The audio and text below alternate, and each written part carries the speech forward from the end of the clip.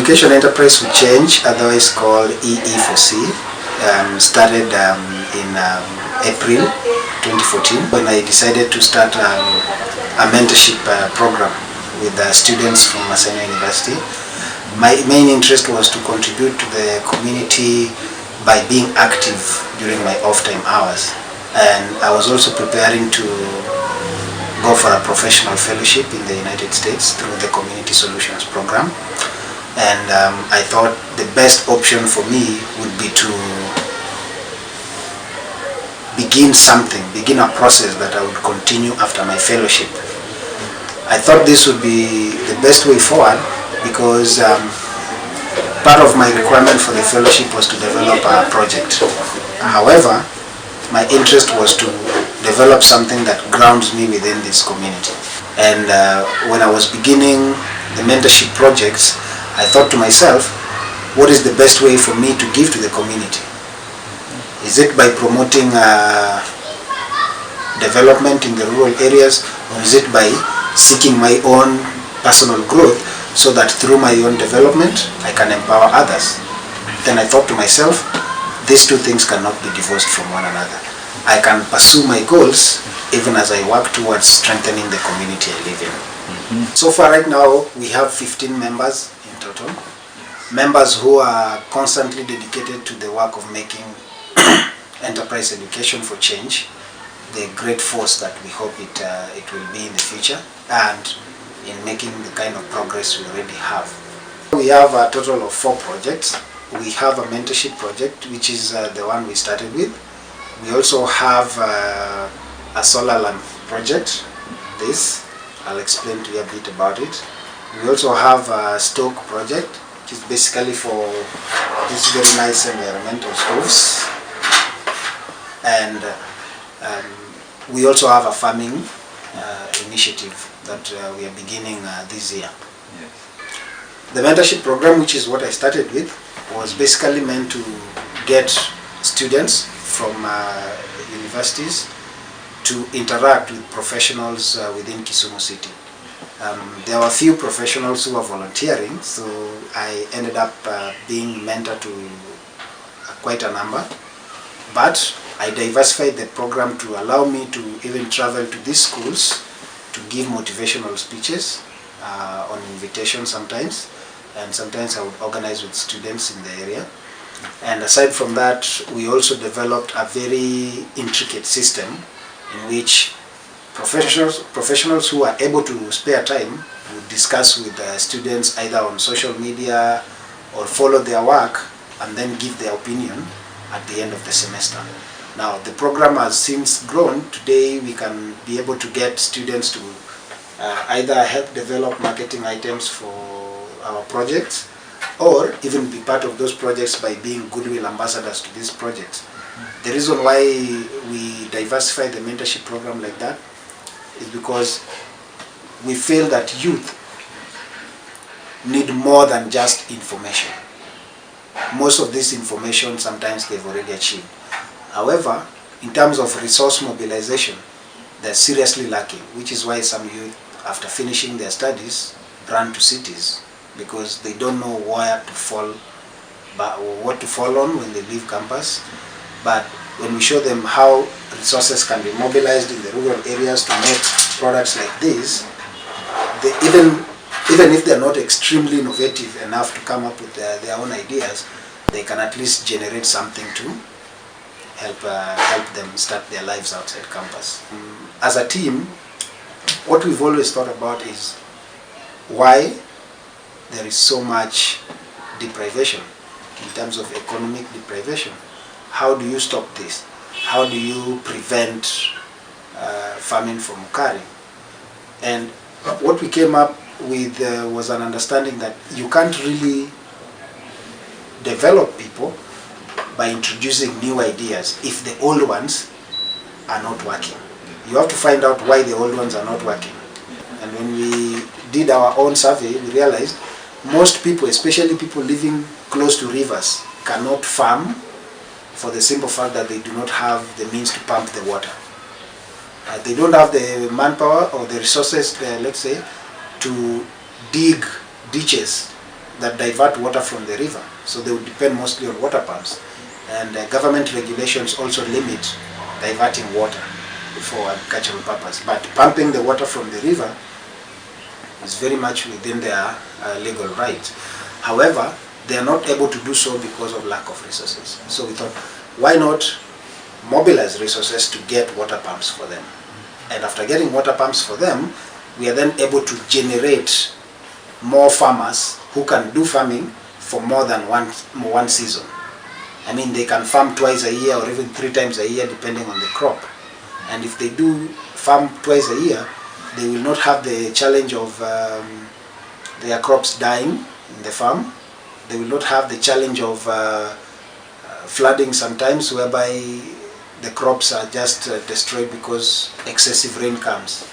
And because of the unpredictable nature of the rainfall, they lose a lot. With our initiative, a group of 10 farmers would be given a pump and pipes.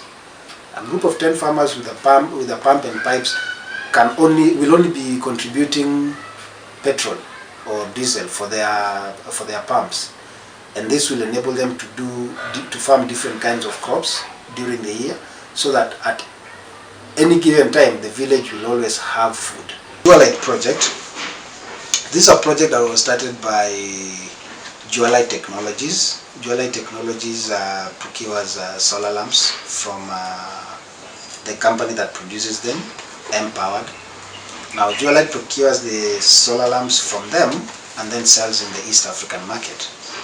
Now, we got to interact with Dualite through their Kenyan representative and started an arrangement through a private company called Millennial Legacy Consultants.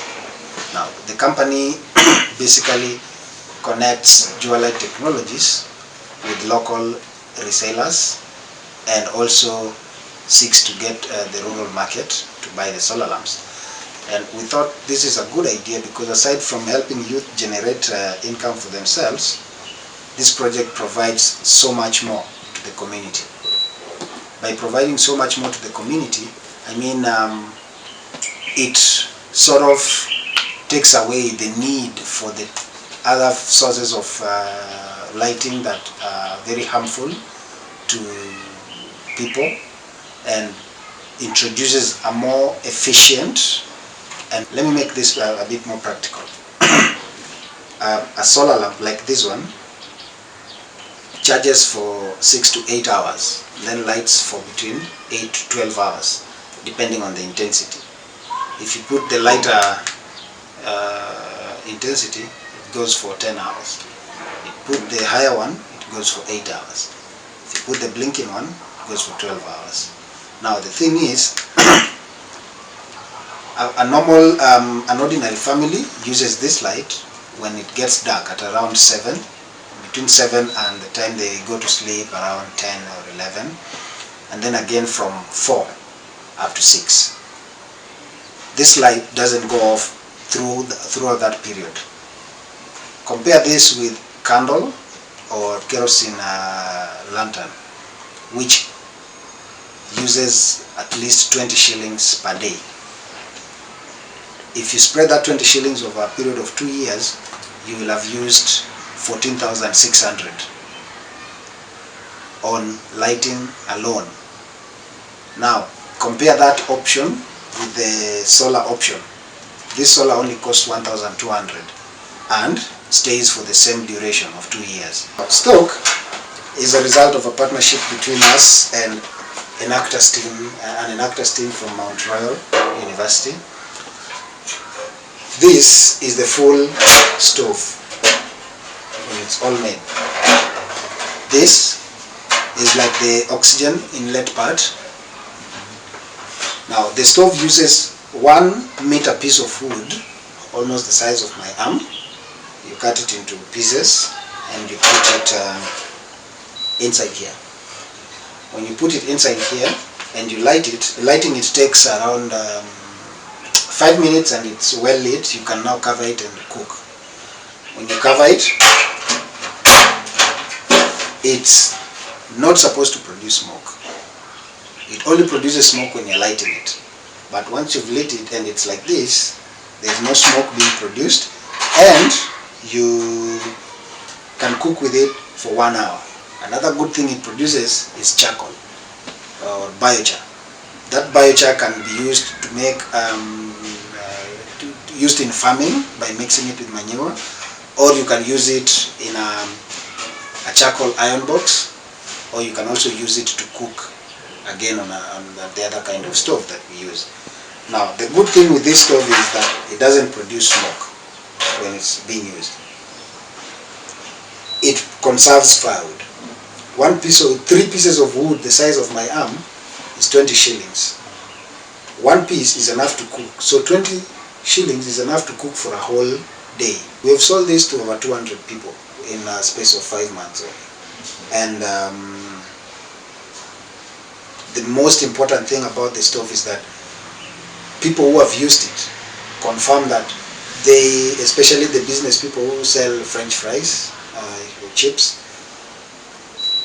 in the past when they were using the other kind of 3-stone cooking fireplace, they would use 100 shillings to make a bucket of chips. Now they're using 40 shillings to make a bucket of chips.